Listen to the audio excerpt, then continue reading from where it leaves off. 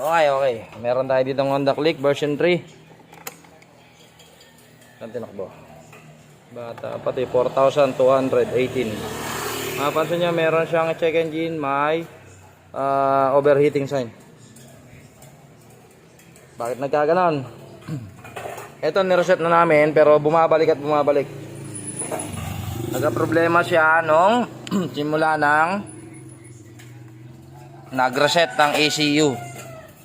Kaso ang ginamit, paperclip. So ito po version 3, naka ano na to, pang Y-connect na yung cable niya. So ito medyo masailan po ito, no? Hindi to basta-basta nire-reset. Hindi ko maintindihan ba't nila nire-reset. Bagong-bago yung motor. Ang ginawa, ayan, di ba, sinusundot dito. Ayan, sinundot yung socket ng EOT, engine oil temperature. Sinundot yung socket ng K-line. Ayan, sinundot to. After nun, nagloko na. Ayan ba yun? Hindi naman ma-detect. Hindi, natatanggal naman siya kaya lang bumabalik.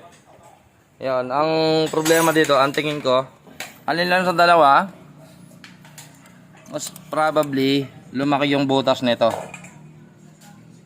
So, lumuluwag yung socket ng EOT, kaya lumalabas yung overheating sign.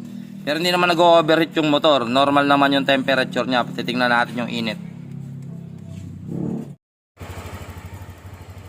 Ayan o. Mapapansin nyo yung engine sensor temperature. 67 degrees. Pero, may overheating sign. Ayan. 68. Ayan. Ito kasi hanggang 90 yung normal na ito eh. Kamainit na.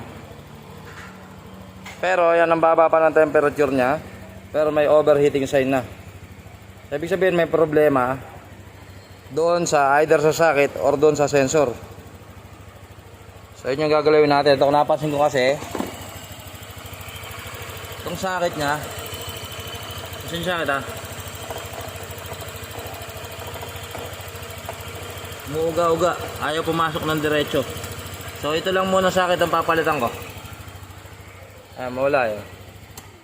Pagka po kasi gano'n na may check engine, ibig sabihin may problemang nadedetect yung motor. So kung hindi siya makuha ng reset, ibig sabihin may sira talaga doon sa kanyang mechanical parts. So yun yung gagalawin natin. Ang gagawin ko muna is papalitan ko muna yung socket ng sensor. Baka kasi yun lang yung problema kasi nga napalpal, kasusundot siguro. Nasira yung pinaka tip niya sa loob.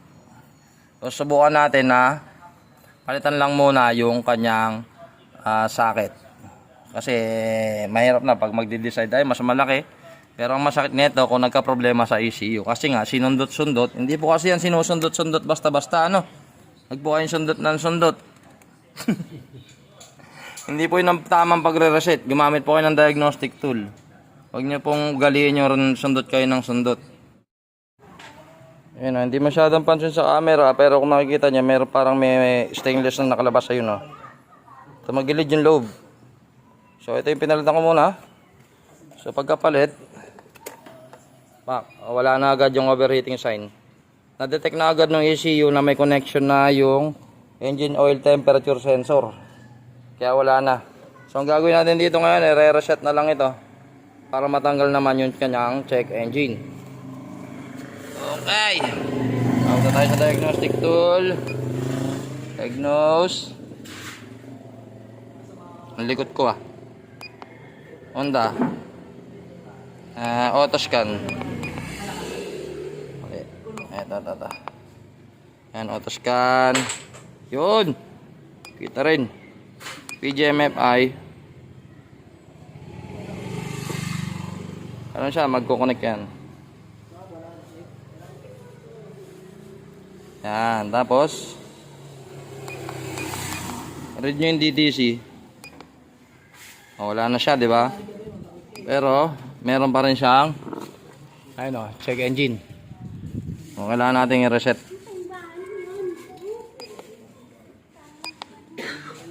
erase mo yung DTC. Yes.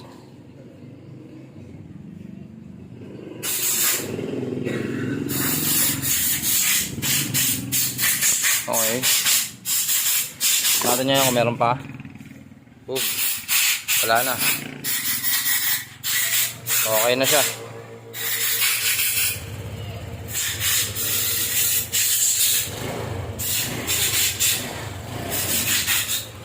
Okay na. Okay na.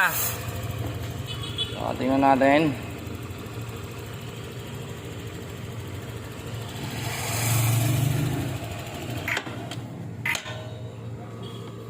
Natin yung kanyang engine data. Ang likot naman ng nagbablog na to.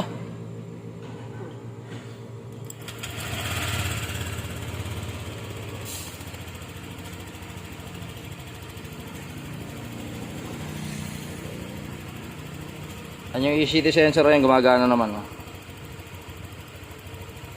63. Kanina 63 pa lang, wala nang ano eh. Ano eh, 63 pa lang naka overheat na eh. O ngayon wala na. Okay.